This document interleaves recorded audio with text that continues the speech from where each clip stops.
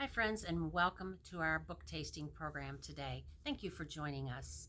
This is a program where we will take different books in the juvenile fiction or nonfiction section and read a chapter to maybe in the hopes that it will encourage you to come in and check out the book to see what happens in the end or to read the entire story.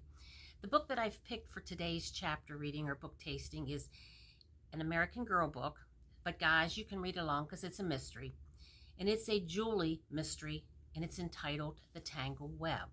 And a little bit about the book. On the back cover, it says, Julie really likes the new girl in her class, Carla Warner.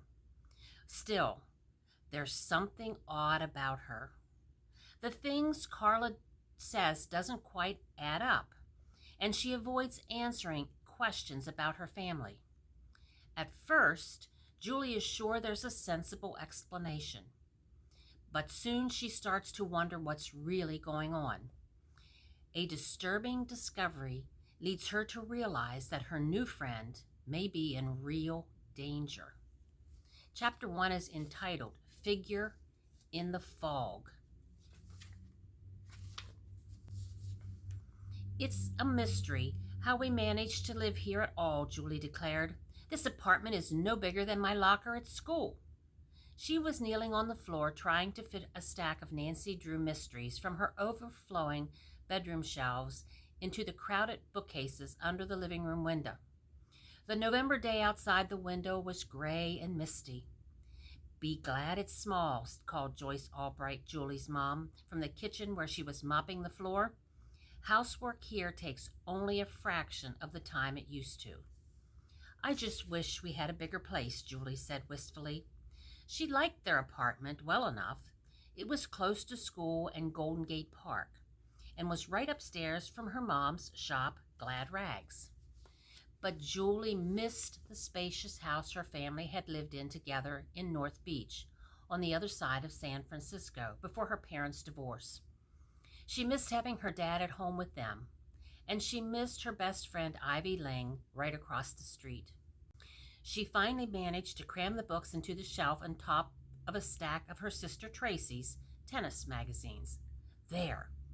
At least there's not a lot of floor space to vacuum, Tracy said in a suspiciously bright and cheerful voice. Right, Mom? And there's a great view.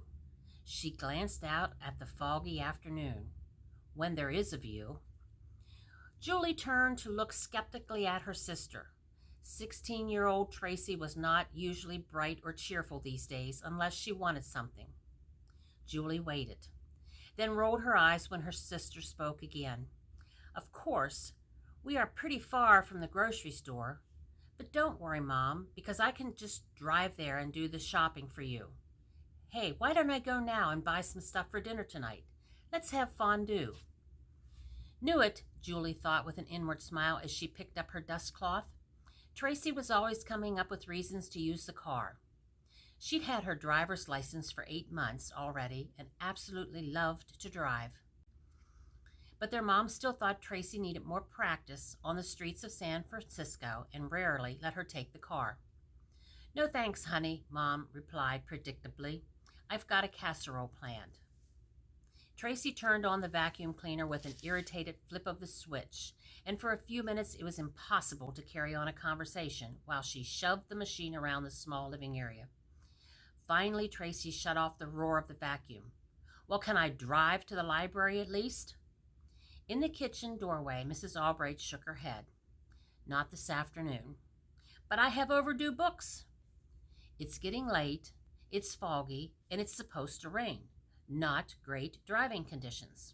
Anyway, I want you to help me with the table decorations so everything will be ready for Thanksgiving. I've got an overstock of pet rocks down in the shop, so we're going to turn them into pet rock pilgrims and turkeys. Julie grinned. The silly novelties, just ordinary fist-sized rocks in a box, would make a cute holiday decoration. Leave it to Mom. But Tracy wasn't amused. Come on, Mom, I've driven in fog before. Besides, Thanksgiving isn't for another week. And why do we need table decorations anyway? It's just us. Actually, we're having company, Mom announced. She propped her mop against the refrigerator and came into the living room. Hank told me about some men he'd been helping at the Veterans Rehabilitation Center. He said there are a few whose families live far away, who don't have anywhere to go for the holiday. Tracy rolled her eyes. So you've had to invite them here? I didn't have to, replied her mom. But why not? It will be a pleasure to have Hank with us for the holiday, and an honor to give the veterans a home-cooked meal. Sounds good to me, Julie said. She ignored the dark look her sister gave her. They all liked red-bearded Hank, and hosting soldiers who had returned from service in Vietnam and were still recovering from war injuries was a nice thing to do. It's going to be a completely depressing day having old dudes in wheelchairs crowded in here like sardines, Tracy declared. Can't I go to Dad's instead?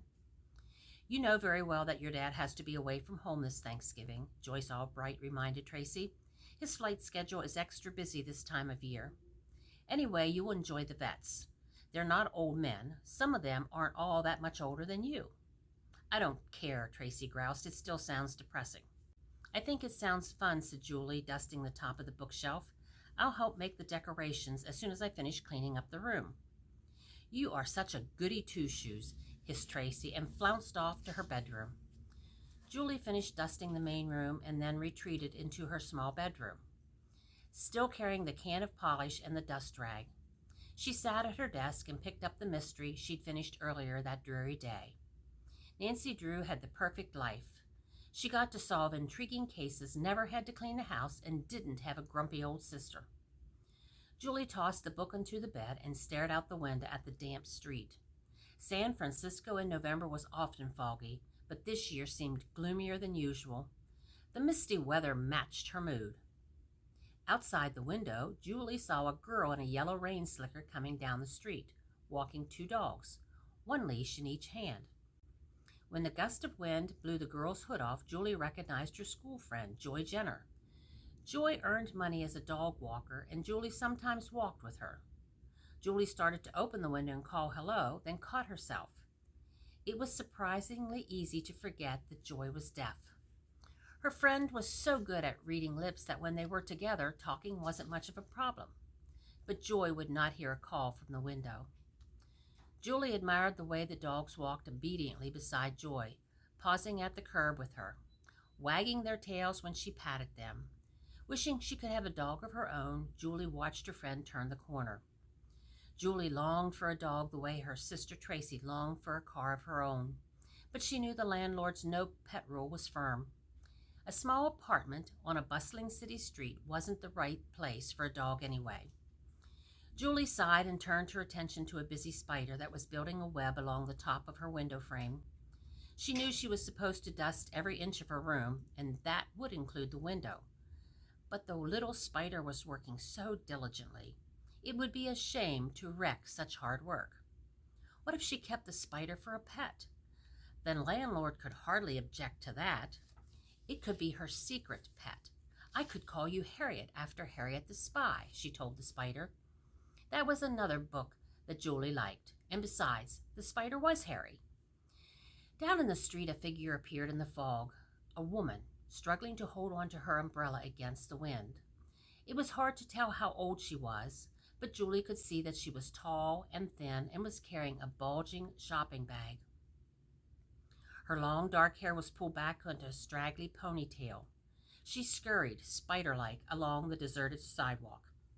As Julie watched, she stopped at the apartment building across the street and started poking into all the metal trash cans on the curb. Then she opened her big shopping bag and stowed something inside. A thief, thought Julie. Nancy Drew would give chase. But was it really theft when the things had already been thrown away? Julie watched the woman cross the street to the corner outside Glad Rags. Shifting her umbrella to her other hand, she tugged at the lid of their metal trash can. Julie and her sister had helped Mom put out the shop's trash earlier that day. The straggly-haired woman lifted out a small, battered table lamp. It had a purple base and a shade painted with bright flowers. Julie had thought it was pretty, but Mom had pointed out that the shade was cracked and the paint was chipping. No one had wanted to buy it, so they had thrown it away. Now the woman turned the lamp this way and that. She looked furtively over her shoulder and then stashed the lamp in her large bag. For a second, she stared straight up at the window and looked right at Julie. Julie felt a prickle between her shoulder blades. She watched as the woman bent against the wind and disappeared around the corner. From the living room came the sound of Julie's mom and sister arguing, their voices rising. Julie stared out at the empty street. The trash thief's desperation seemed to linger in the air. And that is the end of the first chapter in the book, The Tangled Web. It is here in the library, and there is a series of the American Girl Mysteries, so why not stop by, check it out, check our other books out, and enjoy reading them. Until we see you again, keep reading.